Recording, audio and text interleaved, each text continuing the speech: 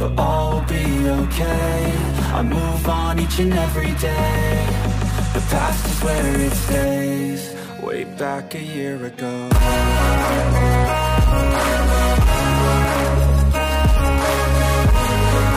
Okey, kat sini kita jawab satu soalan mengenai pasal motor dia. Assalamualaikum warahmatullahi wabarakatuh. Motor saya 125ZR juga. Kenapa kalau masa on kunci kita on signal, lampu N dengan tuti itu berkelip bersilang lah dengan signal. Maksudnya selepas lampu tuti dengan lampu neutral tu memang berkelip. Dan begitulah seterusnya, wiring problem ataupun rectifier rosak. Okey, masalah dengan soalan ni, kita tak pasti sama ada dia hidupkan motor ataupun tidak. Okey, kalau on kan motor, apa kita hidupkan? Saya sendiri, motor saya sendiri. Kita tengok keadaan dia. Okey, kita cuba onkan switch. Tengok saya buka signal.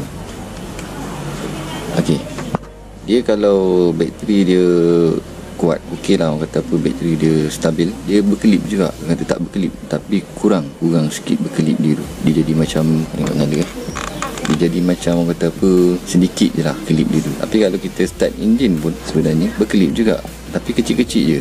Okey, kejap kita tengok masa start enjin. Okey, masa ni kita on kan. Tengok.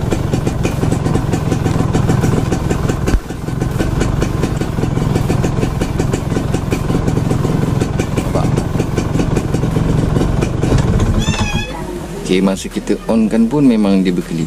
Maksudnya bila kita start enjin, still juga berkelip. Bukan kata tak berkelip bateri pakailah kuat mana pun sentiasa berkelip. Sebab apa tau? Sebab kita punya wiring kita tu kecil, and then nak support api untuk kita punya signal tu tak sempat. Kalau motor sekarang ni dia wiring dia tebal sikit, so nak support kepada kita punya signal tu lebih padu lah berbanding dengan wiring lama. Okey, motor wiring lama ni memang macam ni.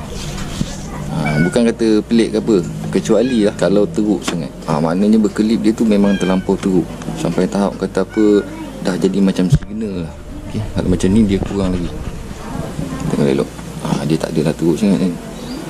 Kalau macam ni kira okey, bateri okey, rectifier kita okey, kita punya coil magnet okey, charge kan, tak ada masalah.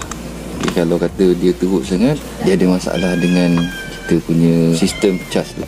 Sistem charge bila ada masalah, memang tukarlah kita punya rectifier. Kita duduk penat. Okey, rectifier ni sebenarnya kalau kita nak tukar, dia ada dekat sini. Dia dekat tepi cover. Harga dia boleh tahan. Kalau original boleh tahan. Okey, kalau ada jual di pasaran sekarang ni, soket dia warna hijau. Original tapi warna hijau. Kalau 125 asal motor dia warna biru. Kalau kau nak beli untuk asal 125 warna biru, so kalau warna hijau tu after market. Dia selepas daripada keluaran untuk motor 125 dia keluar warna hijau. Tak ada masalah, boleh pakai lah dua-dua tu. Jadi kod sama. Cuma rectifier ni dia panggil katap kan. Dia kalau rosak, senang cerita dia tak masuk cas. Bateri kita ni 12 volt. Biasanya kalau kita multimeter ke bateri kita, dia tak ada 12 volt. Dia pergi sampai 14, 15. Kadang-kadang kita bila rem motor dia sampai ke dekat-dekat 16. Yang tu maknanya rectifier kita stabil lah. Tapi bila kita start motor, enjin, bateri kita bawah kepada 13 ataupun bawah pada 12, yang tu disebabkan bateri tak sempat nak charge. Jadi ada masalah kita punya rectifier ataupun sistem api daripada coil magnet kita. Bila ada masalah, memang tak masuk charge kepada bateri. So bateri kita rasa makin lama makin weak, makin lama makin weak. Kita kena ride jauh, kadang-kadang ride jauh pun dia makin lemah. Bila makin lemah ni masalah. So korang tukar je lah rectifier baru, ataupun korang check dulu multimeter yang macam ada video saya share kan. Korang check dulu cara nak check rectifier macam mana, sama dia okey ataupun tak okey kan. Kalau kata tak okey, tukar je. Sebab benda ni kalau kita biar, kemungkinan kita punya bab lampu nanti akan menyebabkan kebakar. So rosak lah maksudnya. Jadi kalau kita cepat-cepat kita tukar, insya-Allah benda tu tak akan rosak. Okey, macam tu saya terangkan. Tukar rectifier, pastikan check dulu. Kalau nak jimatkan duit, check dulu. Kalau takut nanti bukan rectifier disebabkan kita punya coil magnet. Coil magnet ni supply api kepada rectifier. Andai kata dia tak supply api, so ada salah satu coil tu yang akan putus, menyebabkan api tak sampai kepada rectifier, ataupun api tu dah kecil dah. Ada benda ni pernah berlaku.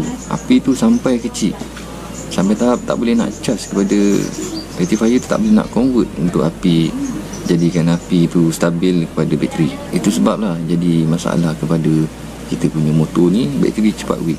Baru tukar bateri tapi dah weak. Ini masalah. Saya nasihatkan, ada soalan yang bagi tahu, masalah berkelip-kelip lampu tu kalau sikit tak ada masalah, kalau banyak memang masalah. Kita punya supply api tu tak kuat. Tapi kalau kita on kunci tanpa kita start enjin, bateri tak sempat nak cover.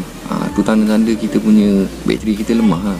Kalau bateri kita kuat, dia sempat cover. Kita on signal tu dalam masa berapa minit dia sempat cover lah kan. Bila kita start balik enjin, boleh charge balik penuh untuk bateri kita. Tapi kalau kata kita dah tukar bateri baru, tukar rectifier baru, kita dah tukar kita punya coil magnet baru, bila kita on juga jadi masalah yang sama. Kena check sistem wire body. Wire body kena check balik lah, detect balik sama ada dia spark body ke. Kita tak tahu kan, kita tak boleh nak cerita benda ni. Tapi saya rasa lah benda tu biasa berlaku. Wire api ada sentuh dekat body kan, sebab tu koyak dan sebagainya. Jadi memang berkelip, memang short lah senang cerita. Ok lah, itu saja saya nak kongsikan pada hari ni mengenai soalan ni. Kalau ada soalan-soalan lain, korang komen je. InsyaAllah nanti saya baca, saya akan buat video lah, supaya semua orang senang faham kan. Kita tunjuk apa yang kita nak tahu tentang 125.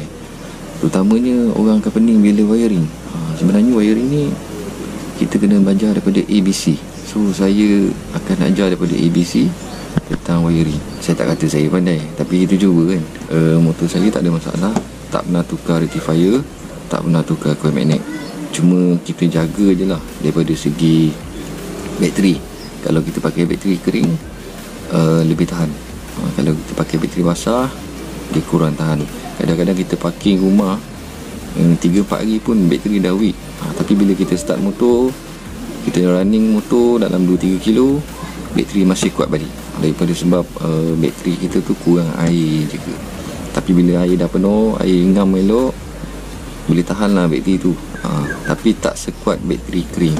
Okay, sebab bateri kering ni dia less maintenance kan. Dia kurang sikit menggunakan air, so lebih padu lah. Okay, itu saja kita kongsikan pada hari ni. Boleh komen dekat bawah. Jangan lupa subscribe tu, penting. Assalamualaikum warahmatullahi wabarakatuh. Lacong jom.